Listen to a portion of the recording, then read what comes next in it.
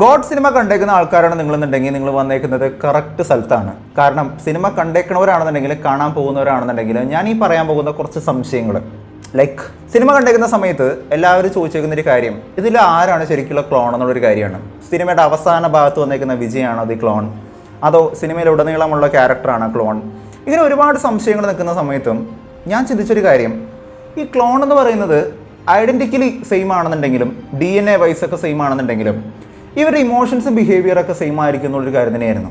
അങ്ങനെ അതിനെക്കുറിച്ചൊന്ന് അനലൈസ് ചെയ്യുന്ന സമയത്ത്, റിസർച്ച് ചെയ്യുന്ന സമയത്താണ് ഒരു ട്വിസ്റ്റ്, ഒരു ഗംഭീരമാണ് ട്വിസ്റ്റ് ഈ സിനിമയിലുണ്ടെന്നുള്ളൊരു കാര്യം മനസ്സിലാക്കാൻ പറ്റിയത്.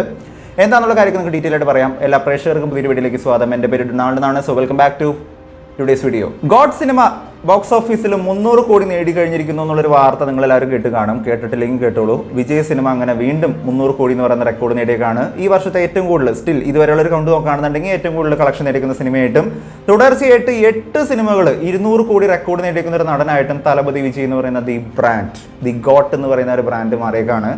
ശരിക്കും ഞാൻ ചിന്തിച്ചൊരു കാര്യം, കരിയറിൻ്റെ ഇത്രയും പീക്ക് നിൽക്കുന്ന സമയത്ത് വലിയൊരു ഫാൻ ബേസ്, ഇത്രയും മാത്രം ഓഡിയൻസ്, സിനിമ എത്ര ഒരു ആവറേജ് ആണെങ്കിൽ പോലും സിനിമയ്ക്ക് വലിയൊരു കളക്ഷൻ ഉണ്ടാക്കാൻ പറ്റുന്ന, ഒരു ബൂം ഉണ്ടാക്കാൻ പറ്റുന്ന ഒരു ആക്ടറായിട്ട് നിൽക്കുന്ന സമയത്ത് എന്തിനാണ് അദ്ദേഹം പൊളിറ്റിക്സിലോട്ട് പോയി എന്നുള്ളൊരു കാര്യം തന്നെയായിരുന്നു. സ്വന്തമായിട്ടുള്ള വ്യക്തിപരമായിട്ടുള്ള താല്പര്യമാണ്, നമ്മളതിനെക്കുറിച്ച് ക്രിറ്റിസൈസ് ചെയ്യാനായിട്ട് ആരുമല്ല. പക്ഷേ ഒരു നടൻ എന്നുള്ള രീതിക്ക് അദ്ദേഹം ഇൻഡസ്ട്രിയിൽ ഉണ്ടായിരുന്നെങ്കിൽ എന്നുള്ളൊരു കാര്യം, ഒരു ഫാൻ ബോയ് എന്നുള്ള രീതിക്ക് ഞാൻ ആഗ്രഹിച്ചൊരു കാര്യമായിരുന്നു. ആരൊക്കെ അത് ആഗ്രഹിക്കുന്നുണ്ട്, എത്ര വിജയ് ഫാൻസ് അത് ആഗ്രഹിക്കുന്നുണ്ട് എന്നുള്ളൊരു കാര്യം കൂടി ഞാൻ നിങ്ങളോട് ചോദിക്കുകയാണ്. എനിവേസ്, ഗോഡ് സിനിമ കണ്ടു കഴിഞ്ഞിരിക്കുന്ന സമയത്ത് എല്ലാവരും ഒരു ചോദ്യം എന്ന് പറയുന്നത്, ആരാണ് ഇതിനകത്തുള്ള ക്ലോൺ എന്നുള്ളൊരു കാര്യമാണ്. സിനിമ ഒരു പക്ക ആക്ഷൻ പാക്ഡ് മൂവിയായിട്ടും ഒരു ഫാമിലി എൻ്റർടൈനറൊക്കെ ആയിട്ട് ഇങ്ങനെ പോകുന്ന സമയത്ത് സിനിമയുടെ അവസാന ഭാഗത്തുള്ള ഒരു ചെറിയൊരു എൻഡ് ക്രെഡിറ്റ് സീൻ ഇട്ടുകൊണ്ട് ഈ സിനിമയിൽ വന്നിരിക്കുന്ന ക്യാരക്ടറൊക്കെ ക്ലോൺ ആണെന്നുള്ളൊരു കാര്യം കാണിച്ചുകൊണ്ട് വെങ്കട് പ്രഭു ഒരു എൻഡിങ് അങ്ങ് ഇട്ടു.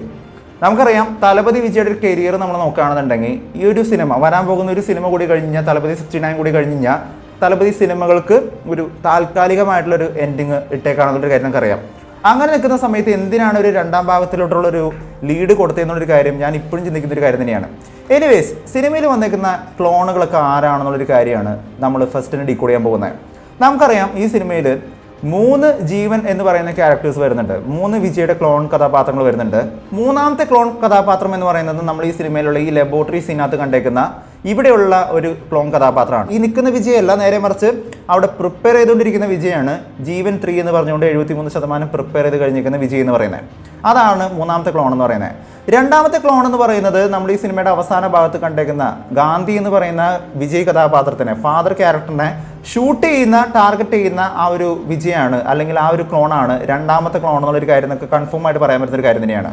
പക്ഷെ ആരാണ് ഈ ഫസ്റ്റ് ക്ലോൺ എന്നുള്ളൊരു കാര്യമാണ് നമ്മുടെ ചോദ്യം എന്ന് പറയുന്നത്. ആരാണ് ഈ ജീവൻ 1 എന്ന് പറയുന്ന ഒരു ക്ലോൺ എന്നുള്ളൊരു കാര്യമാണ് നമ്മുടെ എല്ലാവരും ചോദ്യം എന്ന് പറയുന്നത്. ഇതുവരെ സിനിമ കണ്ടേക്കുന്ന ആൾക്കാർക്കൊക്കെ മനസ്സിലാക്കാൻ പറ്റിക്കുന്ന ഒരു കാര്യം, അല്ലെങ്കിൽ അനലൈസ് ചെയ്യാൻ പറ്റിക്കുന്ന ഒരു കാര്യം എന്ന് പറയുന്നത്, ഈ സിനിമയിൽ ഉടനീളം വന്നേക്കുന്ന വിജയ് കഥാപാത്രമാണ്, അല്ലെങ്കിൽ വില്ലനായിട്ട് വന്നേക്കുന്ന വിജയ് കഥാപാത്രമാണ് ജീവൻ 1 എന്നുള്ളൊരു കാര്യമാണ് നമുക്ക് എല്ലാവർക്കും മനസ്സിലാക്കാൻ പറ്റിയ ഒരു കാര്യം എന്ന് പറയുന്നത്. ഈ സിനിമയുടെ അവസാന ഭാഗത്ത് ക്ലോൺ 1 ആയിട്ടുള്ള വിജയ് മരിച്ചു പോകുന്ന ഒരു സിറ്റുവേഷൻ നമ്മൾ കണ്ടിട്ടുണ്ട്. സാധാരണ എന്താണ് ഒരു ക്ലോൺ എന്നുള്ളൊരു കാര്യം നമ്മൾ നോക്കുകയാണെന്നുണ്ടെങ്കിൽ ക്ലോണിന്റെ ഡെഫിനേഷൻ തന്നെ പറയുന്ന കാര്യം ഇങ്ങനെയാണ്: an organism or a cell or a group of organisms or cells produced asexually from one ancestor or stock to which they are genetically identical. Genetically identical ആയിട്ടുള്ള DNA സെയിം ആയിട്ട് തോന്നിക്കുന്ന തരത്തിലുള്ള ഒരു മറ്റൊരു ഓർഗാനിസത്തിനെ നമുക്ക് ക്ലോൺ എന്നുള്ളൊരു കാര്യം നമുക്ക് വിശേഷിപ്പിക്കാൻ പറ്റുന്ന ഒരു കാര്യം തന്നെയാണ്. ഇതിനകത്തുള്ള വിജയികൾ നമ്മൾ നോക്കുകയാണെന്നുണ്ടെങ്കിൽ ഒരുപാട് വിജയ് ഇതിനകത്ത് ക്ലോൺ ആയിട്ട് വരുന്നുണ്ടല്ലേ, ഒരുപാട് ജീവൻ നമുക്ക് കാണാൻ വരുന്നുണ്ട്. അവരെന്നെ അവരെ സ്വന്തമായിട്ട് ഇങ്ങനെ റീബിൽഡ് ചെയ്യുന്ന സിറ്റുവേഷനാണ് ഈ സിനിമയുടെ അവസാന ഭാഗത്ത് കാണാൻ വരുന്ന ഒരു കാര്യം എന്ന് പറയുന്നത്. അങ്ങനെ നോക്കുന്ന സമയത്ത് ഈ സിനിമയുടെ ജീവൻ 1 എന്ന് പറയുന്ന ഒരു ക്ലോൺ ആരാന്നുള്ളൊരു കാര്യം ചോദിക്കുകയാണെന്നുണ്ടെങ്കിൽ അവിടെ 2 പോസിബിലിറ്റിയാണ് കാണാൻ വരുന്നത്. ഒന്ന്, ഈ സിനിമയിൽ ഉടനീളം ഫൈറ്റ് ചെയ്തേക്കുന്ന, മരണപ്പെട്ടു പോയിരിക്കുന്ന, കൊല്ലപ്പെട്ടു പോയിരിക്കുന്ന ആ ഒരു മകൻ കഥാപാത്രമായിട്ട് വന്നേക്കുന്ന ക്യാരക്ടറാണ് ഈ ജീവൻ 1 എന്ന് പറയുന്ന ക്ലോൺ എന്നുള്ളൊരു കാര്യം നമുക്ക് മനസ്സിലാക്കാൻ പറ്റുന്ന ഒരു കാര്യം തന്നെയാണ്. പക്ഷെ ഞാൻ ചിന്തിച്ചത്, ഒരുപക്ഷെ ഈ ഒരു ക്യാരക്ടർ എന്ന് പറയുന്നത്, ഈ സിനിമയിൽ ഉടനീളം വന്നേക്കുന്ന ക്യാരക്ടർ എന്ന് പറയുന്ന ജീവൻ എന്ന് പറയുന്ന ക്യാരക്ടർ, അല്ലെങ്കിൽ സഞ്ജയ് എന്ന് വിളിക്കുന്ന ആ ഒരു വില്ലൻ കഥാപാത്രം എന്ന് പറയുന്ന അദ്ദേഹത്തിൻ്റെ ഒരു ക്യാരക്ടറിനെ നമ്മളൊന്ന് ഡീകോഡ് ചെയ്യുകയാണെന്നുണ്ടെങ്കിൽ അദ്ദേഹം ഹൈലി സ്മാർട്ടാണ്, ഭയങ്കര ഇൻ്റലിജൻ്റ് ആണ്, നല്ലൊരു ടെക്കിയാണ്. ഈ സിനിമയുടെ പല സീനുകളും നമ്മൾ നോക്കുകയാണെന്നുണ്ടെങ്കിൽ കോഡ് ചെയ്യുന്ന സീനുകളും, ഇദ്ദേഹത്തിന് അനീതിയുടെ ഒപ്പം വന്നുകൊണ്ട് ഇങ്ങനെ കോഡ് ചെയ്ത് ഹെൽപ്പ് ചെയ്യുന്ന സീനുകളൊക്കെ നമ്മൾ ഈ സിനിമയിൽ കണ്ടേക്കുന്ന ഒരു കാര്യം തന്നെയാണ്. ഒപ്പം തന്നെ ഇദ്ദേഹം നല്ല ജീനിയസ് എന്ന് കാണിക്കുന്ന തരത്തിൽ കുറേ കാര്യങ്ങൾ പ്ലാൻ ചെയ്യുന്നതും, ഈ സിനിമയുടെ അവസാന ഭാഗത്ത് ബോംബിങ് ചെയ്യാനായിട്ട് ശ്രമിക്കുന്ന സീനുകളൊക്കെ കാണുന്ന സമയത്തും ഇദ്ദേഹം നല്ല രീതിക്കുള്ള ഒരു ടെക്കി ആയിട്ടൊരു മനുഷ്യനാണെന്നുള്ളൊരു കാര്യം ഒക്കെ അവിടെ തന്നെ മനസ്സിലാക്കാൻ പറ്റിയ ഒരു കാര്യം തന്നെയാണ്.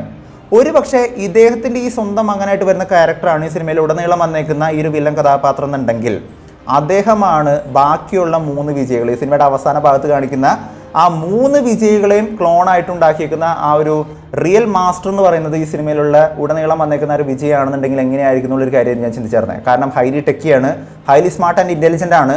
അത് മാത്രമല്ല ഇതിനകത്തുള്ള ഒരു സീൻ നമ്മൾ നോക്കുകയാണെന്നുണ്ടെങ്കിൽ ഈ സിനിമയിൽ വന്നേക്കുന്ന ഗാന്ധി എന്ന് പറയുന്ന ആ ഒരു കഥാപാത്രം, വിജയ് കഥാപാത്രത്തിന് നമ്മൾ നോക്കുകയാണെന്നുണ്ടെങ്കിൽ അദ്ദേഹത്തിൻ്റെ ഫാമിലിയിലുള്ള അദ്ദേഹത്തിൻ്റെ സ്വന്തം മകനായിട്ട് വരുന്ന ഒരു ചെറിയ കഥാപാത്രം, ചെറിയ കുട്ടി കഥാപാത്രം, അവൻ നല്ലൊരു സ്പൈഡർമാൻ ഫാൻ ആണെന്നുള്ളൊരു കാര്യം നമുക്ക് ഈ സിനിമയിൽ കാണാൻ പറ്റുന്ന ഒരു കാര്യം തന്നെയാണ്. സ്പൈഡർമാൻ്റെ ഒരുപാട് ഗാഡ്ജറ്റുകൾ അവൻ യൂസ് ചെയ്യുന്നത് നമ്മൾ ഈ സിനിമയിൽ കണ്ടിട്ടുണ്ട്. ഇതേ തന്നെ ക്യാരക്ടറിസ്റ്റിക്സ് തന്നെയാണ് ശരിക്കും ഈ സിനിമയിൽ വന്നേക്കുന്ന ഈ യങ്ങർ വിജയ് തിരിച്ചു വരുന്ന സമയത്ത്, ആ വീട്ടിലോട്ട് തിരിച്ചു വരുന്ന സമയത്തും അദ്ദേഹത്തിൻ്റെ ബെഡ്റൂമൊക്കെ നമ്മൾ നോക്കുകയാണെന്നുണ്ടെങ്കിൽ സ്പൈഡർമാൻ്റെ ഒരുപാട് എലമെന്റ്സുകൾ നമുക്ക് ആ ബെഡ്റൂമിൽ കാണാൻ വരുന്നുണ്ട്. അതായത് ഒരു പക്കാ സ്പൈഡർമാൻ ഫാനായിട്ട് വന്നേക്കുന്ന ഒരു കഥാപാത്രമാണ് ഇതിനകത്ത് വന്നേക്കുന്ന ഈ സിനിമയിൽ ഉടനീളം വന്നേക്കുന്ന ഒരു യങ്ങർ വിജയ് എന്നുള്ളൊരു കാര്യം നമുക്ക് മനസ്സിലാക്കാൻ വരുന്നുണ്ട്. അതായത് ഞാൻ നേരത്തെ പറഞ്ഞിരിക്കുന്ന സ്റ്റേറ്റ്മെൻറ്റ് ഞാൻ ഒന്നുകൂടി പറയാണ്.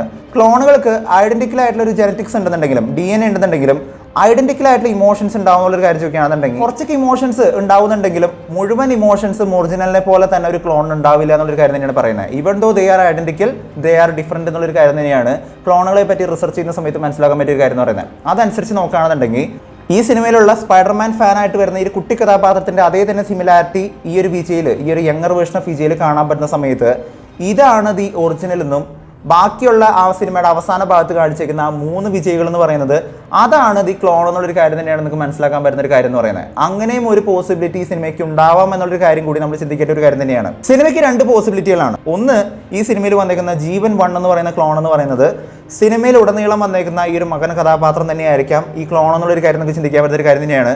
ഈ 3 ക്ലോണുകൾ ഉണ്ടാക്കിയേക്കുന്ന ഒരാളെന്ന് പറയുന്നത് ഈ സിനിമയുടെ അവസാന ഭാഗത്ത് കാണിച്ചിരിക്കുന്ന ഈ ഒരു വിജയ് കഥാപാത്രമാണെന്നുള്ളൊരു കാര്യം ഒരു പോസിബിലിറ്റി ആയിട്ട് ചിന്തിക്കാൻ പറ്റുന്ന സമയത്തും highly techie and highly intelligent ഒപ്പം തന്നെ ഒരു സ്പൈഡർമാൻ ഫാൻ്റെ ഒക്കെ എലമെന്റ്സുകൾ വീണ്ടും എടുത്ത് കാണിക്കുന്ന സമയത്ത് തന്നെ ഈ ഒരു സിനിമയിൽ ഉടനീളം വരുന്ന വിജയ് കഥാപാത്രമാണ് ബാക്കിയുള്ള 3 വിജയ് കഥാപാത്രങ്ങൾ ഉണ്ടാക്കിയിരിക്കുന്നത് എന്നുള്ളൊരു മറ്റൊരു പോസിബിലിറ്റി കൂടി ഈ സിനിമയിൽ ഉണ്ടാവാനായിട്ടുള്ള ചാൻസ് വളരെ കൂടുതൽ തന്നെയാണ്.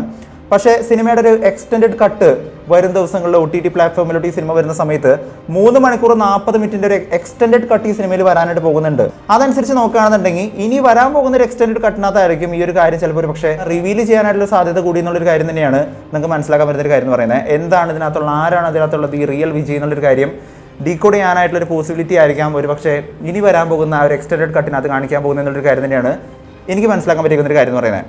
എനിവേ സിനിമയെ കുറിച്ച് പറയുകയാണെന്നുണ്ടെങ്കിൽ ഞാൻ നേരത്തെ പറഞ്ഞ സ്റ്റേറ്റ്മെന്റ് ഞാൻ ഒന്നുകൂടി പറയുകയാണ്. സിനിമയുടെ അവസാന ഭാഗത്ത് കാണിച്ചിരിക്കുന്ന ഒരു സയൻസ് ഫിക്ഷൻ എലമെന്റ് എന്ന് പറയുന്നത് സിനിമയുടെ കുറച്ചുകൂടി മുൻപ് കാണിച്ചുകൊണ്ട് ഒരു മിഡിൽ പാർട്ടിൽ കാണിച്ചുകൊണ്ട് സിനിമയിലുള്ള മുഴുവനും ക്ലോണുകളാണെന്നുള്ള രീതിക്കുള്ള ഒരു റിവീലേഷൻ കാണിച്ചുകൊണ്ട് ജെമിനി മാൻ പോലെ ഒരു വിജയിനെ കൊല്ലുന്ന സമയത്ത് അടുത്ത വിജയ് അല്ലെങ്കിൽ അറ്റ് ദ സെയിം ടൈം 1-2 വിജയികൾ വന്നുകൊണ്ട് അറ്റാക്ക് ചെയ്യുന്ന തരത്തിൽ ജിംനി മാൻ സിനിമയിൽ നമ്മൾ കണ്ടേക്കുന്ന പോലത്തെ ആ രീതിക്കുള്ള ഒരു കോൺസെപ്റ്റ് കൊണ്ടുവന്നിട്ടുണ്ടെങ്കിൽ അതൊരു സയൻസ് ഫിക്ഷൻ പ്ലസ് ഒരു thriller and action packed movie ആയിട്ട് ഈ സിനിമേനെ ഒന്നും കൂടി എലിവേറ്റ് ചെയ്തായിരുന്നേനെ അല്ലെങ്കിൽ സിനിമേനെ വേറെ മാറി ആക്കിയായിരുന്നു എന്നുള്ളൊരു കാര്യം കൂടി ഒരു ഒപ്പീനിയൻ ആയിട്ട് എനിക്ക് പറയാനായിട്ടുണ്ട്.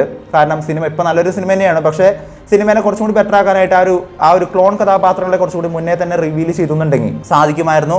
ഒരു പക്ക VP സയൻസ് ഫിക്ഷൻ മൂവിയായിട്ട് വെങ്കട് പ്രഭുവിൻ്റെ സയൻസ് ഫിക്ഷൻ മൂവിയായിട്ട് സിനിമേനെ കൊണ്ടുപോകാനായിട്ട് പറ്റുമായിരുന്നു എന്നുള്ളൊരു കാര്യം കൂടി എനിക്ക് തോന്നി. ഒപ്പം തന്നെ സിനിമയുടെ അവസാന ഭാഗത്ത് കാണിച്ചിരിക്കുന്ന ആ ഒരു എൻക്രെഡിറ്റ് സീൻ ഇട്ടതുകൊണ്ട് ഈ സിനിമയ്ക്ക് ഒരു 2ാം ഭാഗം കണക്ട് ചെയ്യാനായിട്ടുള്ള പോസിബിലിറ്റി ഉണ്ടെന്നുണ്ടെങ്കിൽ പോലും അത് സാധിക്കാത്തൊരു കാര്യം തന്നെയാണെന്നുള്ളൊരു കാര്യം നമുക്കറിയാം. കാരണം നമുക്കറിയാം തലപതി വിജയുടെ കരിയർ നമ്മൾ നോക്കുകയാണെന്നുണ്ടെങ്കിൽ ഒരു സിനിമ കൂടി തലപതി 69 എന്ന് പറയുന്ന H വിനോദിൻ്റെ ഒപ്പം ചെയ്യാൻ പോകുന്ന ഒരു സിനിമ കൂടി കഴിഞ്ഞ് കഴിഞ്ഞാൽ പിന്നെ ഒരു സിനിമ ഇല്ല എന്നുള്ളൊരു കാര്യം തന്നെയാണ് നമുക്ക് കിട്ടിയ അപ്ഡേറ്റുകൾ നിങ്ങൾക്ക് മനസ്സിലാക്കാൻ പറ്റുന്ന ഒരു കാര്യം എന്ന് പറയുന്നത്.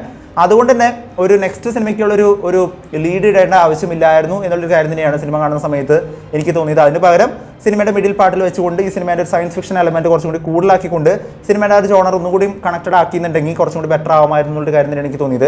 എന്തിനാണ് ഈ സിനിമ കണ്ടിരിക്കുന്ന സമയത്ത് എന്താണ് നിങ്ങൾക്ക് തോന്നിക്കുന്നത്, നിങ്ങളുടെ അഭിപ്രായം, സിനിമ നിങ്ങൾക്ക് ഇഷ്ടപ്പെട്ടോ ഇല്ല എന്നൊരു കാര്യം കൂടി നിങ്ങൾ താഴെ നിന്ന് കമന്റ് ചെയ്യുക. വീഡിയോ ഇഷ്ടപ്പെട്ടെങ്കിൽ വീഡിയോ ലൈക്ക് ചെയ്യുക, വീഡിയോ മാക്സിമം പേരിലോട്ട് ഷെയർ ചെയ്യുക. ആരാണ് ഈ റിയൽ ക്ലോൺ എന്നുള്ള കാര്യം നിങ്ങൾ താഴെ നിന്ന് കമന്റ് ചെയ്യുക. ചാനൽ ഇഷ്ടപ്പെടുന്നുണ്ടെങ്കിൽ സബ്സ്ക്രൈബ് ചെയ്ത കാര്യം പരിഗണിച്ച് വെച്ചേക്കുക. തൊട്ടടുത്തുള്ള ബെല്ലൈക്കൺ കൂടി അമർത്തിക്കുകയാണെന്നുണ്ടെങ്കിൽ ലേറ്റസ്റ്റ് ആയിട്ട് വരുന്ന വീഡിയോയുടെ അപ്ഡേറ്റുകളെല്ലാം നിങ്ങൾക്ക് ഉടനടി ലഭിക്കുന്നതായിരിക്കും. മറ്റൊരു വീഡിയോ ആയിട്ട് വീണ്ടും വരുന്നവരെ it's beat on all C bye signing out.